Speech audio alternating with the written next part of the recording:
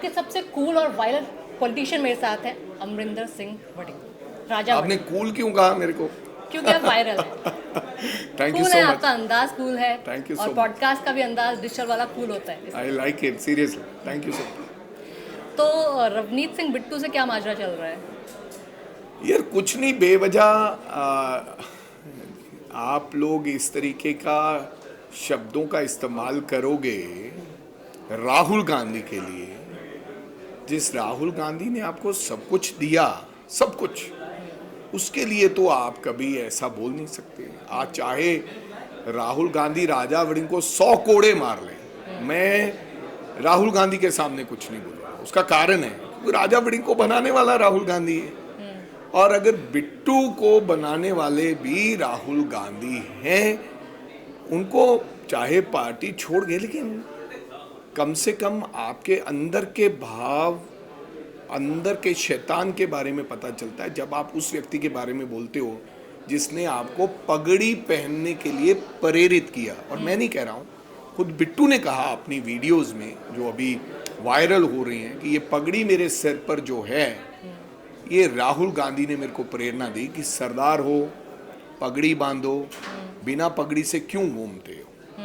तो वो व्यक्ति के बारे में ये कहना कि राहुल गांधी सिखों के खिलाफ है, तो ये गलत बात है। कभी बिट्टू 3 दिन गुरुद्वारा हरमंदिर साहब 3 दिन बैठ के सेवा नहीं की होगी बिट्टू ने, लेकिन राहुल गांधी जो इस देश के बड़े नेता हैं और बहुत बिजी व्यक्ति हैं, उन्होंने, राजा वड़िंग ने भी नहीं कभी की, 3 दिन लगातार बैठ के हरमंदिर साहब सेवा करने वाले व्यक्ति को आप ये रंगत दोगे कि वो सिखों के खिलाफ है, ये तो कोई मानेगा नहीं।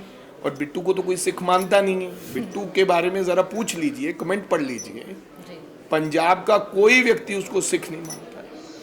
स्कूल के टाइम में मैथ्स कमजोर थी क्या आपकी?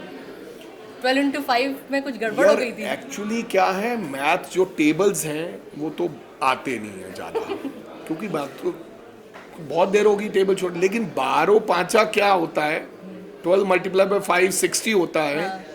ये एक कॉमन दिस थिंग है, बिकॉज ये आपके रोजाना में आता है। हालांकि अमेरिका कनाडा में तो आप $50 किसी को दे दो तो $26 उन्होंने बिल लेना है तो वो कैलकुलेटर पे लेते हैं, $24 वापस देते हैं। लेकिन उसको वायरल बड़ा हुआ और मेरे को इतना आनंद आया, इतना मजा आया कि हर बंदे ने मेरे मीम्स बनाए, काट के memes. That means either you love me or hate me, but you can't ignore me। तो हर पार्टी ने मेरे मीम्स बनाए, लेकिन मैंने ये भी कहा कि मेरा 12 मल्टीप्लाई 5 कुछ कहने से नुकसान क्या हुआ है। ना तो अर्थव्यवस्था में कोई नुकसान हुआ है, ना कोई लॉ एंड ऑर्डर की स्थिति बिगड़ी है। आजकल ना ये अंदाज हो गया है कि जब मुद्दे को डाइवर्ट करना हो, there is a law and order problem, then divert कर देंगे मेरे मीम्स में। अगर जनरल नरवानी की बुक के बारे में कुछ राहुल गांधी कोड करना चाहते थे और ट्रंप ने जो एग्रीकल्चर इंपोर्ट पर समझौता हुआ है उसके बारे में लोगों ने देश के प्रधानमंत्री से पूछना था, तो मुद्दा डाइवर्ट कर दिया गया कि सरदारों के साथ लड़ाई दिखा देगी कि सरदारों। सो मेरे को लगता है जिस व्यक्ति से डर लगता है, जिस व्यक्ति के बारे में हर व्यक्ति के मन में कुछ ना कुछ चल रहा होता है, उसके बारे में ही ऐसा आता है कि चाहे मेरे मीम्स बने, चाहे इतनी बड़ी तो कोई बात नहीं हुई। और तो महिलाओं के लिए आवाज उठा रहे थे। मैं ये कह रहा था, एक्चुअली कहने वाला था कि 5 साल के पैसे दो, 5 साल के पैसे। मेरे साथ वाला कहता नहीं 4 साल के पैसे लो, अभी 4 साल हुए हैं, 48,000। तो पर मजा बहुत आया, मैं पूरे देश में घूमा उस वायरल कंटेंट की वजह से। आपको गेड़िया मारने का भी शौक है, मैंने कहीं देखा था एक इंटरव्यू में। अभी तो नहीं यार, गेड़िया मारते थे। हाँ मतलब तब। अब तो बुढ़े हो गए। तब भी स्टार्टिंग में आप चोरी करके बाइक भी ले जाते थे। क्या है, चोरी करके भी ले जाते थे, किसी दोस्त से गाड़ी मांगना, लेके जाना 1 घंटा, तो उसको बिना लाइसेंस बने भी आपने बाइक और गाड़ियां चलाई। 2 दिन उसको गाड़ी वापस नहीं करना। और हाँ, ये बचपन में जो शरारतें हर व्यक्ति करता है वो हमने भी की।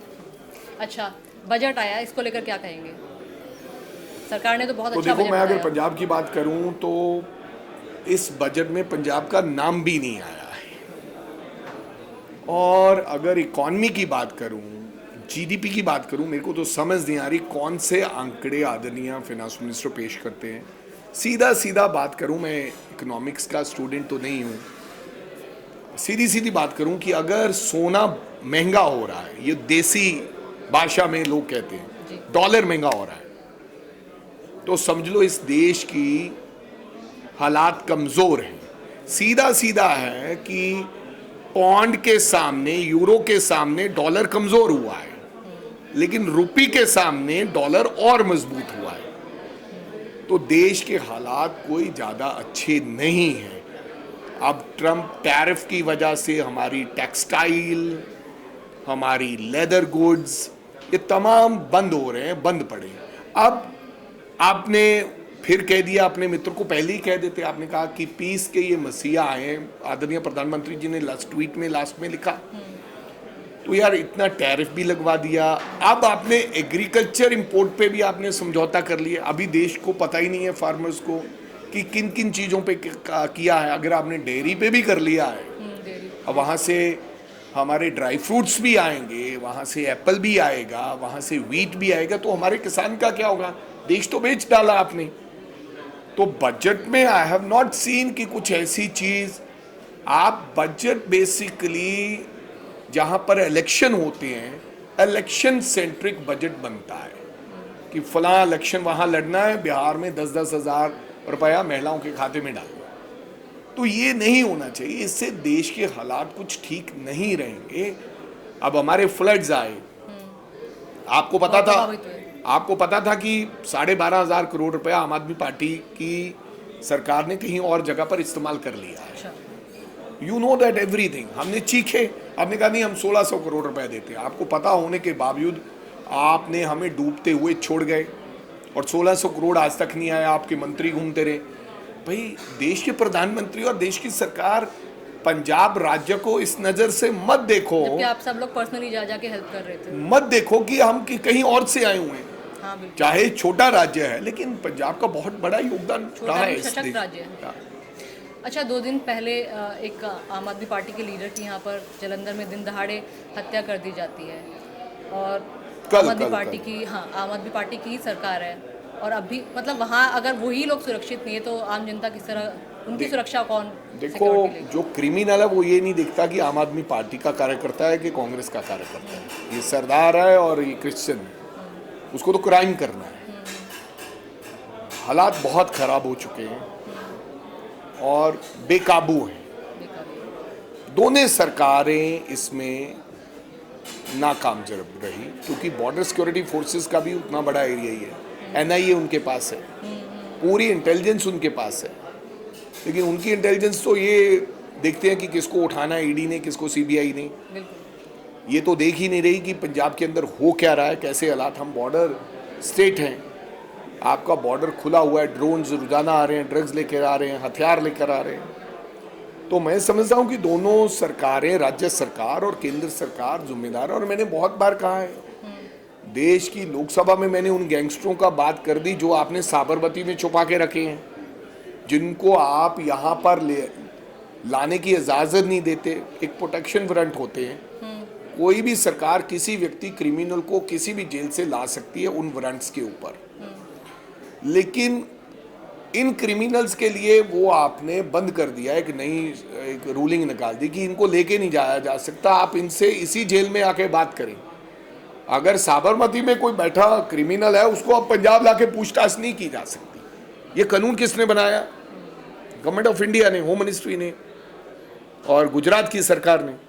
तो कहने का मतलब आप भागीदारी है, आपकी हिस्सेदारी है, झाड़ू तो फेल है ही है, लेकिन बीजेपी भी जानबूझ के वो ठीक नहीं करना चाहती। क्योंकि बीजेपी कहेगी कि हालात खराब है तो देखो हमें वोट डालो, हम ठीक करेंगे।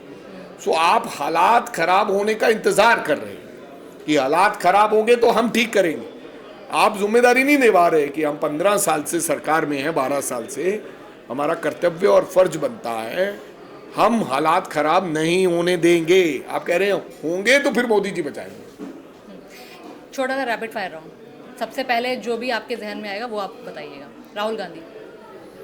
राहुल गांधी जैसा व्यक्ति मैंने अपने जीवन में देखा ही नहीं। ठीक है। Such a strong man, strong minded man. Prime minister Modi. कुर्सी के लिए आप कुछ भी कर सकते हो। शरणजीत सिंह चन्नी।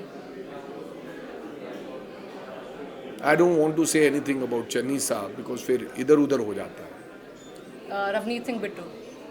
मौका प्रस्त। ओके। भगवंत मान। कभी भी कुछ भी कह देते। ठीक है। अभी 2027 में चुनाव है, उसको लेकर आप लोगों की क्या तैयारी है? तैयारियां ही तैयारियां, आप देखिएगा। अच्छा। हाँ, हमारे पास इश्यूज हैं। लॉ एंड ऑर्डर बहुत बड़ा इशू है, अनएम्प्लॉयमेंट बहुत बड़ा इशू है, और मनरेगा बहुत बड़ा इशू है। पंजाब के अर्थव्यवस्था जो हालात है बड़ा इशू है। सैंड माइनिंग बड़ा इशू है। हेल्थ इंफ्रास्ट्रक्चर बड़ा इशू है। तो वापसी होने वाली कांग्रेस? होने वाली नहीं है, आ रही है कांग्रेस। पक्की बात है। यही तो अंदाजा है, इसीलिए मैं आपको बोला 100%। यही तो कॉन्फिडेंस है, इसीलिए तो मैंने आपको कहा कि एकदम कूल है। हाँ, जिस आदमी में कॉन्फिडेंस ही नहीं है उसको नेता बनने का कोई हक नहीं है। बिल्कुल। और इसके साथ साथ मैंने अभी आम आदमी पार्टी के नेता हैं, उनसे मैंने पूछा था कि जैसे पंजाब को हमेशा उड़ता पंजाब जैसा टाइटल दिया जाता, नशे की बात की जाती थी, उन्होंने कहा हमने तो नशा मुक्त ऑलमोस्ट कर दिया है। तो अच्छी बात है, नशा मुक्त हो गए तो फिर आप तो दोबारा जीतोगे। लोगों के पास जाओ। मेरे को लगता कि इर्द गिर्द से नहीं सुनना चाहिए। युद्ध नशा विरुद्ध चला दिया है, नशा तो और बढ़ गया है। और मैं नहीं कह रहा कि हम आएंगे तो और सुबह समाप्त कर देंगे। आप सच्ची बात बोलो, लोगों को अच्छी लगेगी कि मैं आऊंगा, कांग्रेस आ जाएगी तो हम 1 महीने में नशा मुक्त करेंगे। नहीं होगा। हमें उसको कंट्रोल करके कैसे लोगों को बचाना है, जान से उनकी जानें जा रही हैं वो बचाएंगे, और 100% स्लोली हम 100% नशा मुक्त करेंगे पंजाब। ठीक है। ये थे हमारे साथ राजा वड़िंग, जिन्होंने अपने बहुत ही कूल अंदाज में और कॉन्फिडेंस के साथ आगे आने वाले 27 चुनाव में अपनी जीत पक्की करने का वादा कर दिया है। नमस्कार।